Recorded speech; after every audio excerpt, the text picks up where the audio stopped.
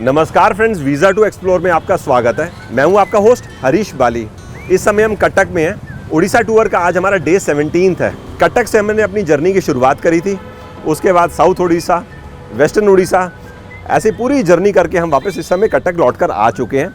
अभी तक हम 2300 किलोमीटर की ये टोटल जर्नी कर चुके हैं। अब हम यहाँ से निकल रहे हैं, थोड़ा सा लोकल कटक घूमेंगे, सिल्वर फिलीग्री का मैं काम देखना चाहता हूँ और उसके बाद हम भुवनेश्वर कल सुबह जाएंगे।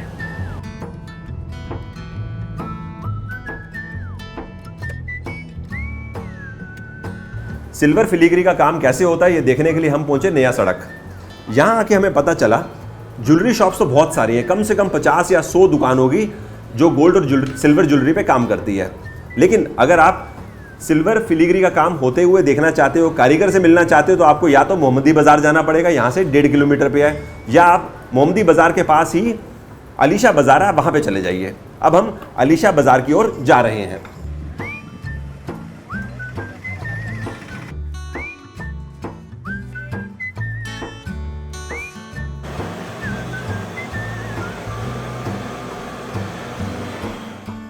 इसलिए सिल्वर फिलीग्री का में जो चांदी में देखिए, जो चांदी हम हाथ पकड़े ना, जो इसको हाथ में काम बनाते हैं उसको सिल्वर फिलीग्री बोलते हैं। अच्छा, चलिए हम आपको कुछ आइटम दिखाते हैं। देखिए ये एक सितार है, ये 300 ग्राम वजन है। 300 ग्राम? 300 ग्राम। ये देखिए ये एक पेंडेंट सेट है। अच्छा, ये 20 ग्राम का है। 20 ग्राम? 20 ग्राम का। देखिए ये एक भगवान जी का मूर्ति है, ये 1100 ग्राम का है। बहुत खूबसूरत जगन्नाथ जी। इसमें कुछ मीना लगेगा, मीना जैसे आँख बनाएंगे आँख। अच्छा, ये सब चीज़ बाद में बनाएंगे। ये देखिए ये लेडीज़ का ब्रेसलेट है, 10 ग्राम वजन का है। बुल्लू भाई, आपसे मिलकर बहुत अच्छा लगा और आपने हमारे को बहुत सारी नॉलेज भी दे दी और इतनी सारी चीज़ें दिखा भी दी। ये मेरे को ब्रेसलेट बड़ा पसंद आई, मैं अपनी वाइफ के लिए ले रहा हूँ। इन्होंने बताया कि इसकी जो कीमत है वो आपको पड़ेगी 150 रुपया पर ग्राम। फिनिशिंग काफ़ी अच्छी है, तो ये हो गया कीमत 1500 रुपये। यहाँ पर नज़दीक में मैंने आपको बताया नया सड़क बोलते हैं, वहाँ पे काफ़ी सारी ज्वेलरी शॉप्स हैं, आप वहाँ भी विज़िट कर सकते हैं। और अगर इस एरिया में आएंगे तो कारीगर कैसे फिलीग्री का काम करते हैं आप वो भी देख सकते हैं।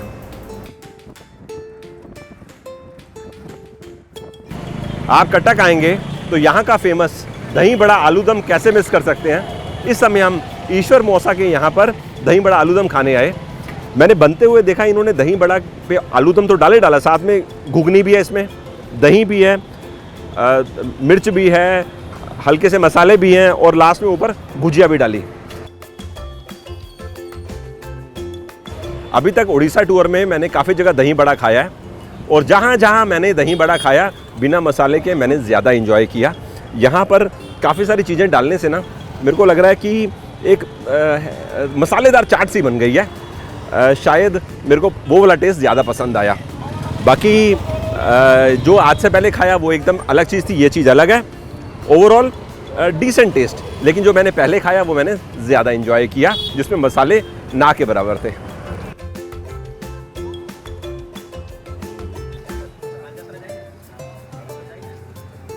अब आपसे हमारी मुलाकात कल होगी जब हम यहाँ से भुवनेश्वर के लिए निकलेंगे और उसके बाद हम पुरी भी जाएंगे। सुबह के 10 बजे हम कटक से चलने को तैयार हैं। आज का प्रोग्राम कुछ इस तरह से है। सबसे पहले यहाँ से हम आधे घंटे का सफ़र करके पहाल जाएंगे। भुवनेश्वर के रास्ते में पहाल आता है, वहाँ पे रसगुल्ला खाएंगे। उसके बाद हम कुछ समय भुवनेश्वर में बिताएंगे, फिर हम पुरी चले जाएंगे। आज नाइट स्टे हमको पुरी में करना है। चलिए चलते हैं।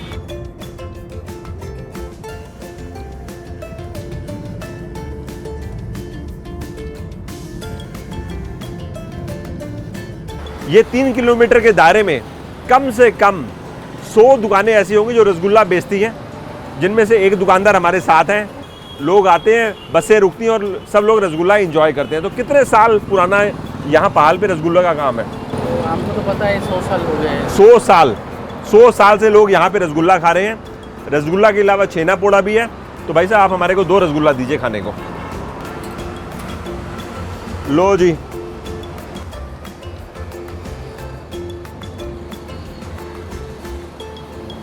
मैंने सालेपुर में भी रसगुल्ला खाया था जब हम कटक आए थे ना, तो मैंने बड़ा इन्जॉय किया था वहाँ पर रसगुल्ला।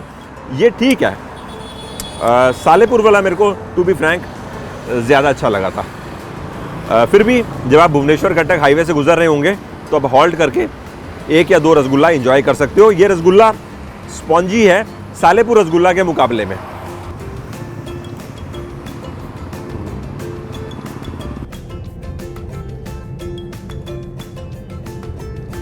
भुवनेश्वर से 15-20 मिनट का सफ़र करके हम उदयगिरी खंडागिरी केव्स की पार्किंग तक पहुंच चुके हैं। जैसे ही इस केव्स के एरिया को एंटर करेंगे, आपके राइट हैंड साइड में आप उदयगिरी केव्स देखेंगे और आपके लेफ्ट हैंड साइड में आप खंडागिरी केव्स देखेंगे। चलिए आगे बढ़ते हैं। 25 रुपीज़ पर पर्सन की एंट्री टिकट लेकर हम उदयगिरी केव्स तक आ चुके हैं। वैसे तो केव के बारे में इंग्लिश, हिंदी और उड़िया में यहाँ पर लिखा हुआ है, लेकिन बेहतर रहेगा यहाँ पर हम गाइड सर्विसेज ले लें, क्योंकि इस पर्टिकुलर केव जहाँ पर अभी हम खड़े हैं केव के बाहर, इसकी हिस्ट्री 2nd सेंचुरी BC से जुड़ी हुई है। तो ज़्यादा डिटेल में समझने के लिए हम यहाँ पर सुभाष जी की सर्विसेज ले रहे हैं। सुभाष जी आइए, ये हमें केव दिखाएंगे। चलें। उदयगिरी में टोटल 18 केव्स हैं और मैंने आपको बताया उदयगिरी के सामने जो खंडागिरी है वहाँ पे 15 केव्स हैं, तो टोटल 33 केव्स हैं। अब इस स्ट्रक्चर जो पहाड़ के अंदर केव्स बनाए गए हैं, इसको मोनोलिथिक स्ट्रक्चर्स बोलते हैं। अब बाकी सुभाष जी से हम समझेंगे इसके पीछे की हिस्ट्री। और हम कहाँ से शुरू करें? नंबर 1 से करेगा। रानी गुम्फा सबसे बेस्ट केव। रानी गुम्फा, ठीक।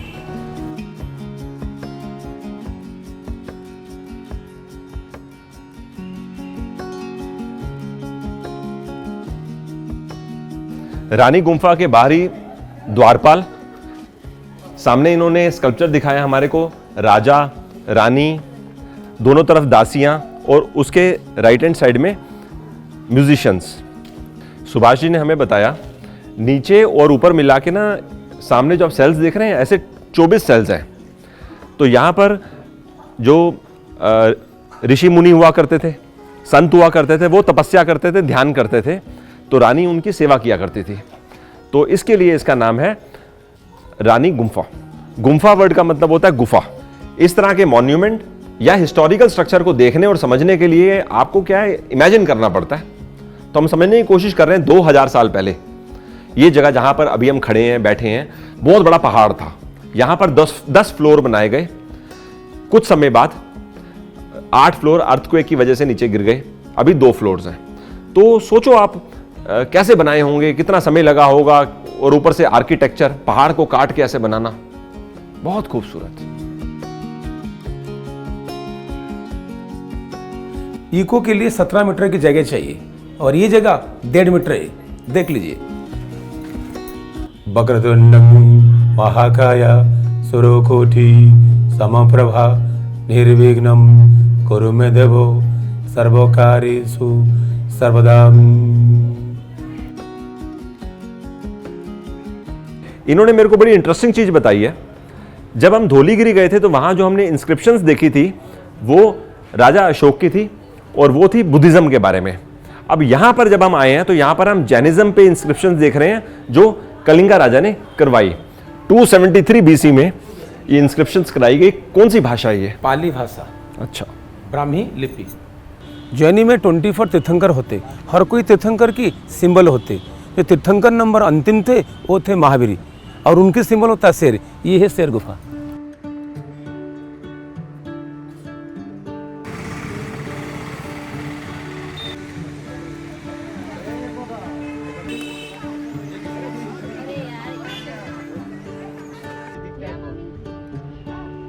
खंडागिरी केव्स में हम थोड़ा सा ऊपर की तरफ आए। यहाँ पर बहुत प्राचीन मंदिर है।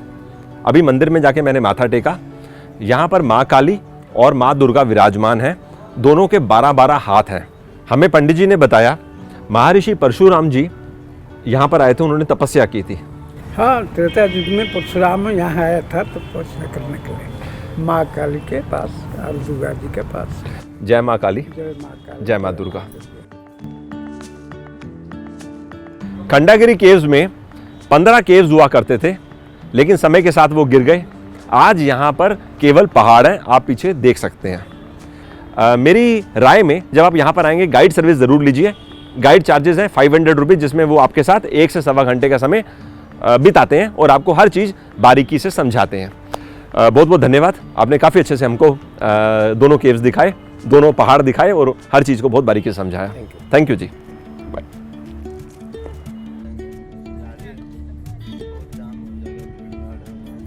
भुवनेश्वर से होते हुए बीच में रुकते रुकाते हम लोग इस समय पुरी पहुंच चुके हैं, समुद्र किनारे हैं। लास्ट टाइम जब हम पुरी आए थे तब भी नोटिस किया था शाम के समय यहाँ पे चहल पहल बहुत रहती है, जैसा कि आप इस समय यहाँ पर देख रहे हैं। हमें मालूम चला शाम को 6:30 बजे शंकराचार्य मठ की तरफ से यहाँ पे समुद्र की आरती की जाती है, वही देखने के लिए हम यहाँ पर आए हुए हैं।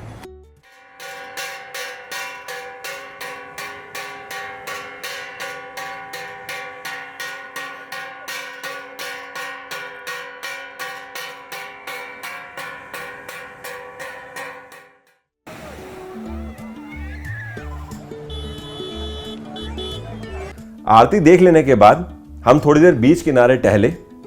हमने अपने लिए बीच के सामने ही होटल आइडेंटिफाई किया, विक्टोरिया क्लब। यहां पर जो मिनिमम डबल ऑक्यूपेंसी में टैरिफ है वो है 2374, जो हमने अपने लिए रूम लिया है। अदरवाइज टैरिफ यहां पर डबल ऑक्यूपेंसी में 5000 5,500 तक जाता है, मतलब बड़ा रूम और सी फेसिंग रूम। अब आपको हम कल मिलेंगे दोबारा, जब हम मंदिर जाएंगे भगवान श्री जगन्नाथ के दर्शन करने, और उसके बाद आपको वहां से बाय बाय करेंगे। कल हमारा उड़ीसा टूर का आखिरी दिन है। चलिए आज के लिए गुड नाइट, अब आपसे कल मुलाकात करते हैं।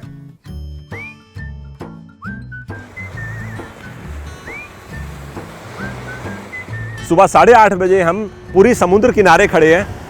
सामने जो बिल्डिंग देख रहे हैं ये विक्टोरिया क्लब होटल, रात में हम इधर ही रुके थे। मैंने आपको कल रात को रूम टैरिफ भी बताया था। आपकी जानकारी के लिए कल मैंने यहाँ ना सर्वे किया था, ये 2 किलोमीटर का दायरा जो सी फेसिंग होटल्स है ना, यहाँ पर जो मिनिमम टैरिफ मिलता है जिसमें डबल ऑक्यूपेंसी आपको रहने को मिलेगा वो है 2100 से 2200, अपवर्ड्स में 5000 6000 रुपये तक भी जाता है। अगर आपको लोअर टैरिफ चाहिए तो आपको ऑब्वियस है आधा 1 किलोमीटर अंदर की ओर जाना होगा। जनरली पूरी में हर बजट ट्रैवलर के लिए होटल्स हैं, गेस्ट हाउसेज हैं, आश्रम्स हैं, मठ हैं। तो आप अपने लिए जैसा आपको पसंद आए नेट पे ऑनलाइन ऑफलाइन देख सकते हैं।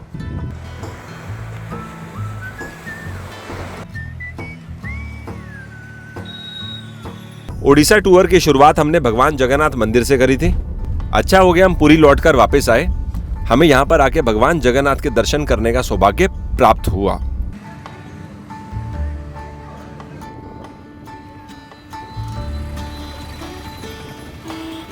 अभी हम मंदिर के सामने ही डोल मंडप साई में आए हैं। इस पूरी उड़ीसा टूर के अंदर मैंने छेना पोड़ा 3-4 जगह खाया, लेकिन वाकई में जो स्वाद यहाँ पे पूरी में आता ना वो बहुत अच्छा है। मेरे उड़ीसा टूर का ये लास्ट छेना पोड़ा मैं खा रहा हूँ। वाओ, छेना की फ्रेशनेस, दूध की क्वालिटी और मीठा मीठा टेस्ट जबरदस्त। ऊपर से आप ये जला जला देख रहे हैं, तो पहले भैया इसको ऊपर से तैयार किया जाता है, ऊपर से पहले बनाते हैं फिर नीचे। जलाते हैं, हाँ अच्छा नीचे से। अच्छा, ये जो जलाने का फ्लेवर आता है ना बड़ा खूबसूरत आता है। आप जब उड़ीसा आएंगे, पुरी आएंगे तो ये तो आपको मिस नहीं करना चाहिए, और वैसे भी आप मिस नहीं करोगे। इस समय हम मंदिर मेन गेट से लगभग 200 मीटर दूर होंगे। यहाँ से मंदिर तक पैदल जाएंगे और उसके बाद वहाँ हमारी टैक्सी खड़ी है भुवनेश्वर। भुवनेश्वर पहुँचने में लगभग हमें 1.5 घंटे का टाइम लगेगा। तो आपसे दोबारा मुलाकात 1.5 घंटे बाद होगी।